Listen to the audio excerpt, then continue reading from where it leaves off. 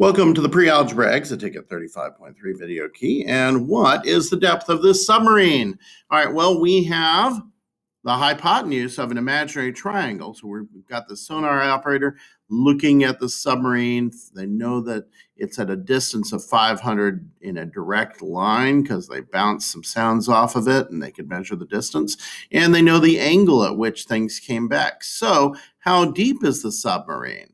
So we know it's 37 degrees is the angle we're dealing with. That's our angle. And we know we have the hypotenuse and we want the opposite side. So once again, this is a sine question. So the sine of 37 degrees is going to equal the opposite side over the hypotenuse, which we can replace with 500 meters. Okay, and now we can multiply both sides by 500. So 500 times sine 37, okay, is going to equal the opposite or depth of submarine. Okay, now we just need to calculate what is the sine of 37 degrees. So we're going to go to the calculator or your table. Sine 37 degrees, we get 0.6018. You can find that in your table, of course.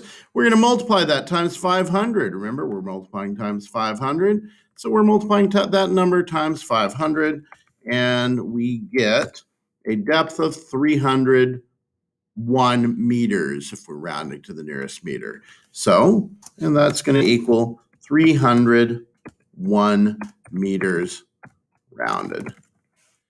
How far apart are these two ships? Okay, so we've got two ships. We've got this observer who is looking down the cliff. The cliff is 1,000 decimeters above sea level. That means 100 meters, by the way. It's 1,000 decimeters above sea level. The two ships are due east. The angle of depression of the ships is 47 and 32 degrees. So what we're going to do is we're going to draw a picture. So here's our cliff, here's our ship, okay, and here's another ship, okay, and we're looking down at the ships like this, okay, and our angles of depression are here. So this angle, one ship has an angle of depression of 32 degrees, okay, the other one has an angle of depression that is 47 degrees. Okay, which means that this angle here is 47. Okay, because pairs of alternate interior angles. This line is parallel to the sea level, and this angle here is 32 degrees. I have not drawn a perfect 32-degree angle, but it will do for our purposes. Okay, we know this is 1,000 decimeters is our unit. And so what we're going to be doing is we're going to need to find, what we need to find is how far this ship is from the cliff and how far this ship is from the cliff and get the difference between those. So let's work it out. This one's going to be the farther one. So let's do that first. So farther ship. So we're going to have sine. So we're using sine because we have opposite side to this angle. Actually, not sine. We want tangent because opposite over adjacent is going to be tangent. So we want not sine, but tangent of, we'll start with 32 degrees, is going to equal opposite over adjacent. And that's going to equal 1,000 over adjacent, okay, and we can actually switch the positions of adjacent and tangent. So adjacent will equal 1,000 over tan of 32, and that's going to get us the distance from the cliff for the further ship. I'm going to come back to that. We're going to do the exact same structure for the other one. So I'm replacing the 32 degrees with 47. Okay, and we just had the same basic equation.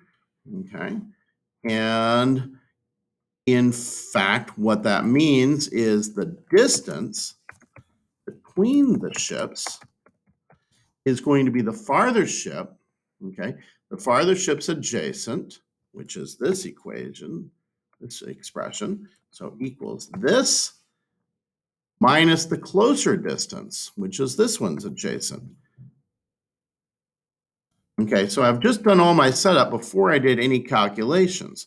So let's find out what these two things are. So I'm going to have 1,000 over tangent of 32. So let's go to the calculator. Let's make sure it's set in degrees. I believe it is.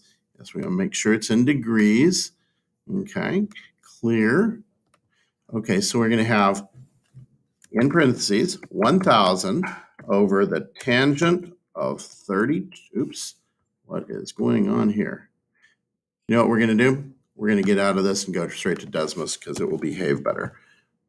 Desmos, okay, we will set Desmos in degrees, so there, okay, and we're going to say tangent, 1,000 over tangent of 32 degrees minus 1,000 over tangent of 47 degrees.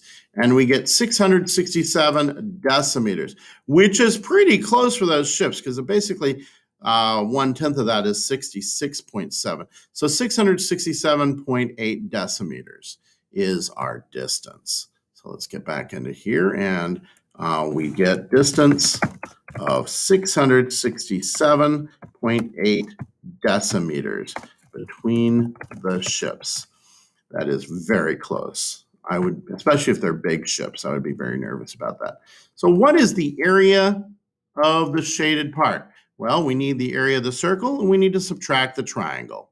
So area of circle minus area of triangle. Okay, well, let's figure out what is the area of the circle. Well, the area of the circle, we need this radius. And we know that this is this right here is a right isosceles triangle. It's a 45, 45, 90 triangle because these two sides are the same. And this makes a right angle when you do a shape like this. So when you get a diameter, when you have like an angle coming from the edge of a circle and it opens up to the diameter, basically any angle from the edge of a circle, what you end up with is half the measure of the amount of degrees of the circle it cuts off. Since it's a diameter, it's cutting off half the circle, which is 180 degrees, and half of 180 is 90 degrees. So this is a right triangle. And this side is root 2 times this side.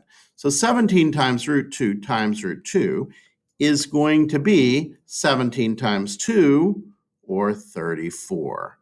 So the radius of this is 17. So we're going to have an area of the circle will be pi times r squared, and that's then of course the triangle area is going to be 1/2 times base times height. All right, so let me scroll down a little bit further. So we're going to have pi times 17 squared. And then we're going to subtract 1/2 times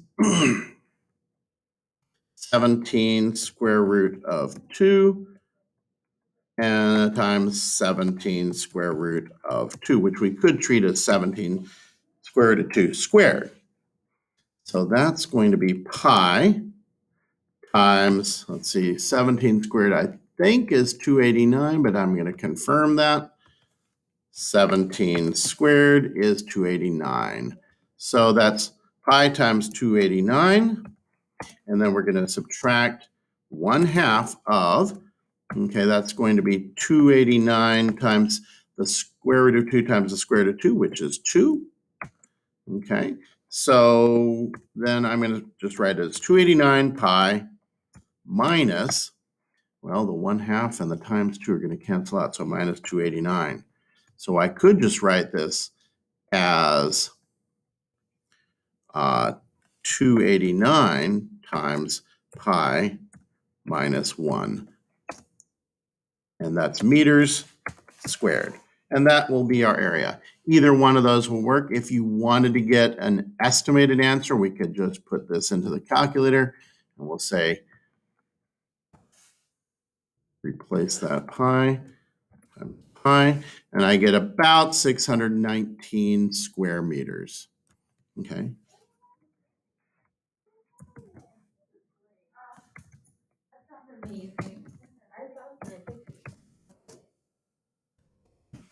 Okay, and that is all we got.